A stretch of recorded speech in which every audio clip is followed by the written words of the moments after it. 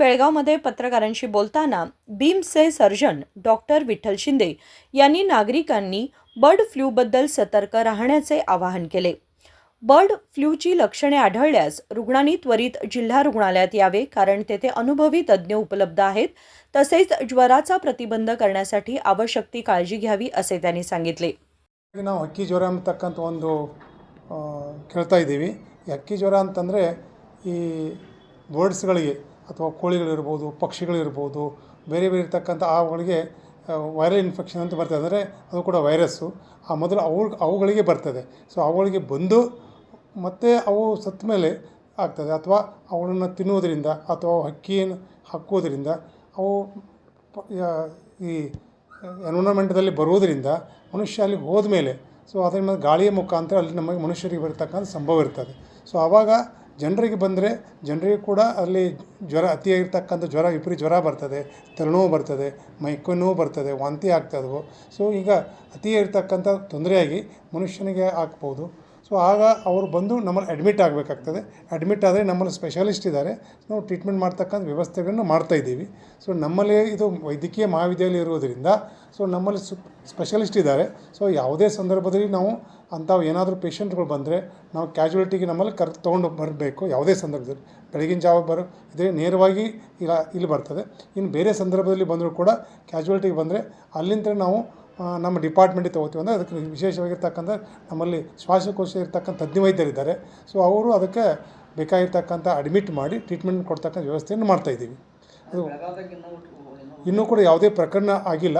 But ಜನರಲ್ಲಿ ಒಂದು ನಾನು ನಿಮ್ಮ ಮಾಧ್ಯಮ ಮುಖಾಂತರ ಕಳ್ಕೊಳ್ಳಿ ಏನೋ ವಿನಂತಿ ಮಾಡ್ತೀವಪ್ಪ ಅಂತಂದರೆ ಅದು ನಮ್ಮ ಒಂದು ಪ್ರಿಕಾಷನ್ ಮೇಜರ್ಸ್ ಆಗಿ ಏನು ಮಾಡಬೇಕಂತಪ್ಪ ಅಂದರೆ ಈ ಮಾಂಸಗಳನ್ನು ಅಂದರೆ ಈ ಪಕ್ಷಿಗಳ ಮಾಂಸಗಳು ತಿನ್ನಬೇಕಾಯ್ತಂದರೆ ಅಂದರೆ ಕೋಳಿಗಳ ಮಾಂಸ ಅಂತಂದರೆ ಹಸಿಯಾಗತಕ್ಕಂಥ ಮಾಂಸಗಳನ್ನು ಯಾವುದೂ ಸೇವನೆ ಮಾಡಬೇಡಿ.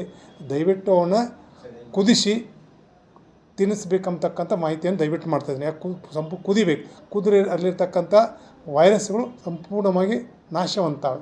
ಸೊ ಅದಕ್ಕೆ ಸಂಪೂರ್ಣ ಕುದಿಸಿ ಮುಂದಿರ್ತಕ್ಕಂಥ ಪ್ರೋಸೆಸ್ಗಳನ್ನು ಮಾಡಬೇಕು. ಅದು ಮೇನೋದಕ್ಕೆ ಆಗ್ತದೆ. ಸೊ ಡೈರೆಕ್ಟಾಗಿ ಹಸಿ ಮಾಂಸಗಳನ್ನು ದಯವಿಟ್ಟು ಯಾರು ತಿನ್ನತಕ್ಕಂಥ ವ್ಯವಸ್ಥೆಯನ್ನು ಮಾಡಬಾರ್ದು. ಸೊ ನಮ್ಮಲ್ಲಿ ಸ್ಪೆಷಲ್ ಬೆಡ್ ಅಂದರೆ ಒಂದು 2 ಬೆಡ್ ಇದ್ದೇ ಇರ್ತಾವೆ ಯಾವಾಗಲೂ.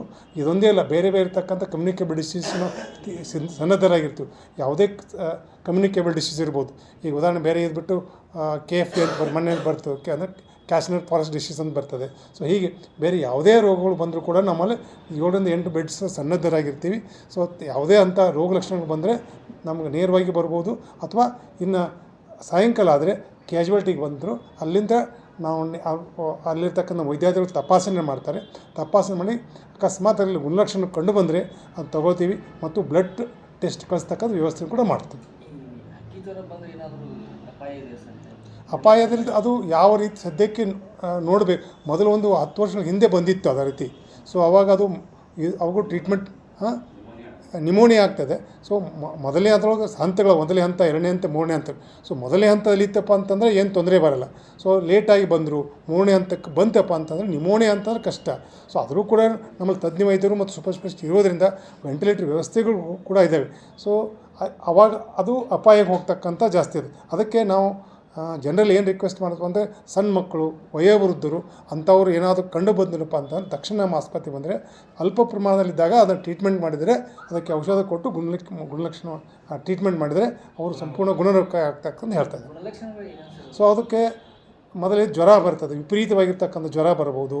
ಮತ್ತು ಕಣ್ಣು ಹಿಂದುಗಡೆ ಅದು ಕಣ್ಣುಗುಡ್ಡು ಹಿಂದೆ ನೋವು ಬರ್ತವೆ. ಸೊ ಮತ್ತು ನೆಗಡಿಗಳು ಬರ್ತದೆ, ಗಂಟಲು ನೋವು ಬರ್ತದೆ. ಸೊ ಅದು ವಿಪರೀತವಾಗಿರ್ತಕ್ಕಂಥ ಮೈಕೈ ನೋವು, ನಡಿಲಿಕ್ಕೆ ಆಗೋದಿಲ್ಲ.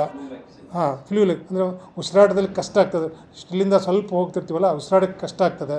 ಇಷ್ಟು ಬರ್ತಕ್ಕಂಥ ಮತ್ತು ವಿಪರೀತ ಸಂದರ್ಭದಲ್ಲಿ ಗುಳ್ಳಿಗಳು ಮೇವು ದದ್ದುಗಳಂತ ಹೇಳ್ತೀವಿ, ಅವು ಆಗತಕ್ಕಂಥ ಸಂಭವತೆ ಇರ್ತದೆ.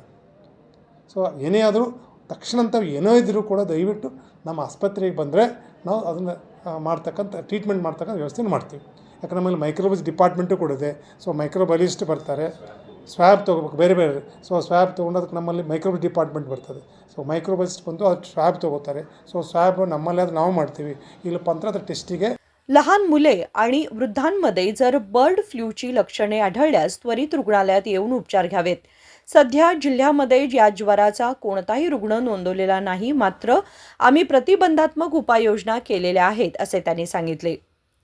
संकल्प शिंदे, KMM मराठी, बेळगाव.